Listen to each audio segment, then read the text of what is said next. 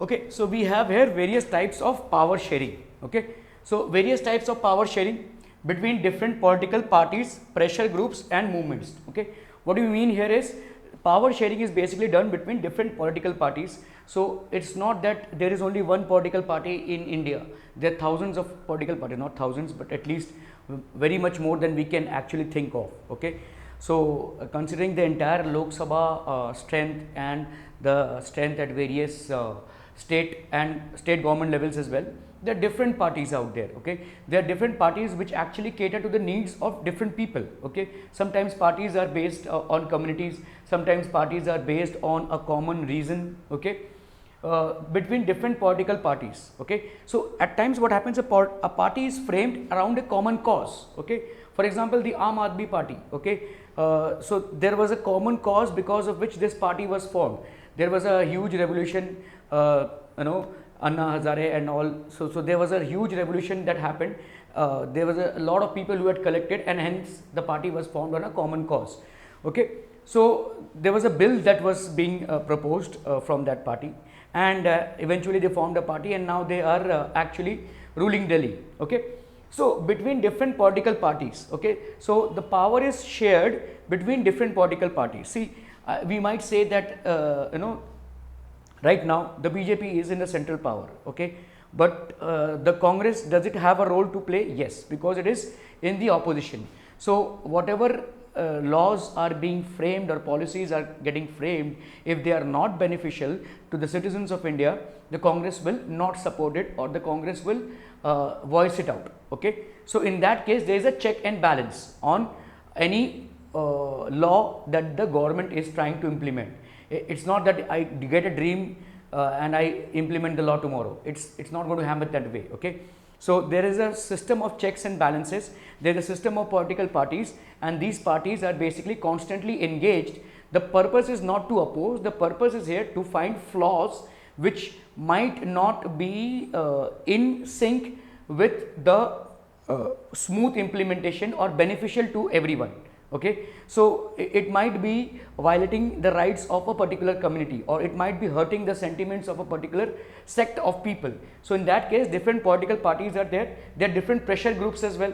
Pressure groups are groups which are formed in order to communicate and in order to present their idea to the government. So these are known as pressure groups. They basically assimilate, they come together on a common cause, and they demonstrate or fight against certain policies of the government, or they might challenge the constitutional validity of any law.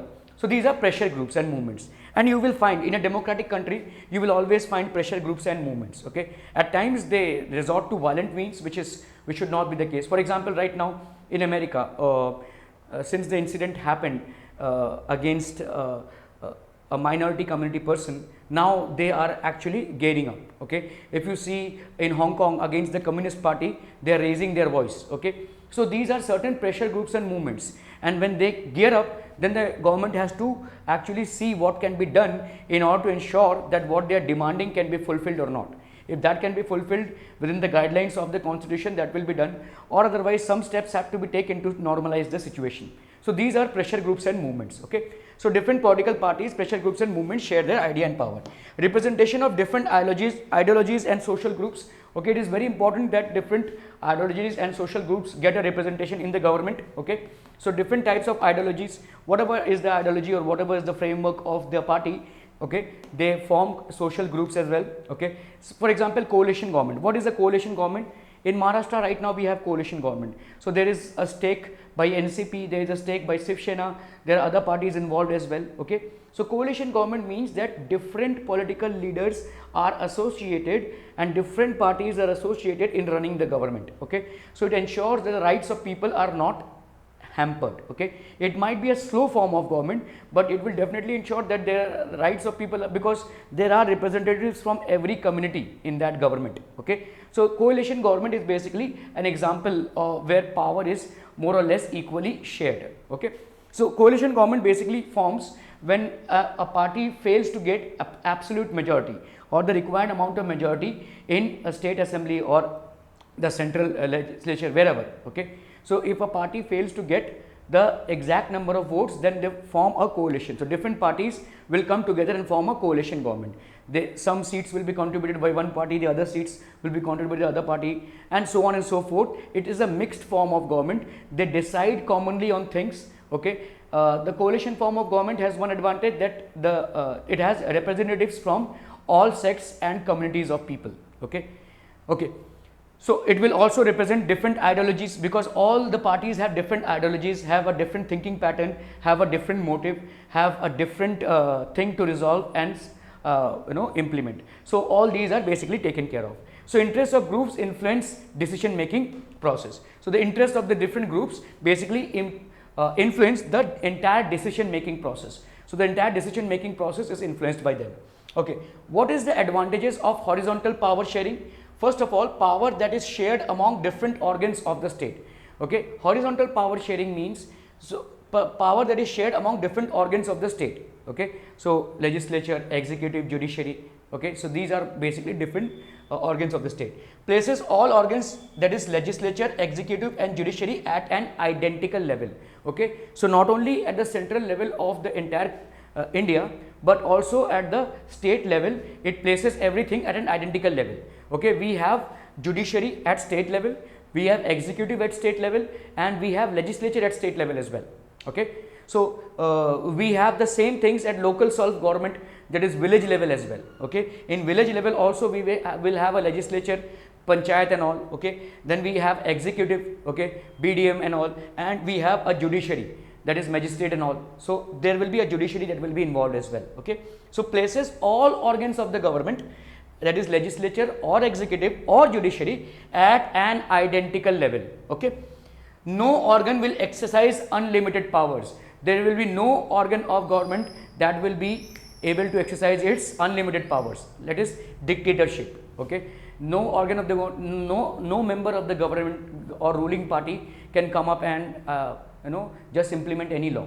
So there has to be a particular process, that law has to be supported, that bill has to be supported by all the forms of government. Okay, also known as a system of checks and balances. So this is very important. Okay, this is known as a system of checks and balances. What do we mean by checks and balances? Basically, checks and balances basically keeps a particular tab on whatever we are implementing. So checks and balances ensures that the implementation is smooth. Okay, so the checks and balances is very important, and we should take and this is a very ideal form of government. It is basically ensuring that power is shared in such a way that it is not hampering or challenging the rights of a particular community, sect or group of people. Okay, so these are certain methods. Okay, and these methods have not come up all of a sudden. As we saw the role model of Belgium and Sri Lanka, obviously a lot of case studies were done by different forms of government at different regions and different places and different countries, and then they framed these structures of government to ensure that the functioning is smooth. Yes, we do have loopholes. Yes, at times rights do get violated. It's not that this will be absolutely in a perfect model. So there are challenges, because this is entirely dependent on people. Okay, it's not a machine that you feed this information, the machine works in that way. Okay, this is basically dependent on people. People come from different backgrounds, from different communities, from different nature, different lifestyle. So yes, there are certain things which might happen at times, and we might face that or we might feel that the rights of a particular community are in danger. But so long as this form of power sharing exists in a particular country, it can be ensured that rights of minorities will not be challenged, and the country will not face a civil war like situation as it faced in Sri Lanka. So if the checks and balances are in place, then it will ensure that the rights of communities are acknowledged in a proper manner and the proper time, and they do not escalate to a level that it endangers the internal security of a country. Okay, so it's a very important chapter and a very conceptual chapter as well. I would say if you understand the dynamics of this chapter, we will not only do good in our exams, but tomorrow when you become, or rather you are a citizen of India, but tomorrow when you actually go out in the world and interact with people, these things will be there at the back of your mind, which will make you more of a responsible citizen. you will understand the dynamics of this country, you will understand how the constitution functions for this country and why is it this way. Okay, we have studied case studies, we have done case studies of Belgium and Sri Lanka, and that gives us insights as to why is it important that we have this framework or this frame of mind. Okay, so when tomorrow you venture out into the world with your own jobs or with your own business or whatever you will be doing in lives, will ensure that these things are not only followed at the level of a government but at an individual level as well. These things are very important as an individual level, because on an individual level, if we have an understanding of these things, we actually don't need a government. Okay, if we are responsible citizens and we understand the rights of minorities, their lifestyles, their ideologies, okay, we will never challenge it. Okay, so it doesn't actually require a government to make a person be on a right track without aggressively violating the laws or without aggressively challenging the rights of the minority community. It is our individual representative, it is our individual responsibility. So the reason why we are trying to understand this is not because we will one day be a part of the government. We are already there as we are electing the government, but as an individual we need to take this responsibility. Only then the government can function smoothly for the benefit of all. Okay, we'll cover more aspects of this chapter in the next slide. Okay, till then you can take a snapshot.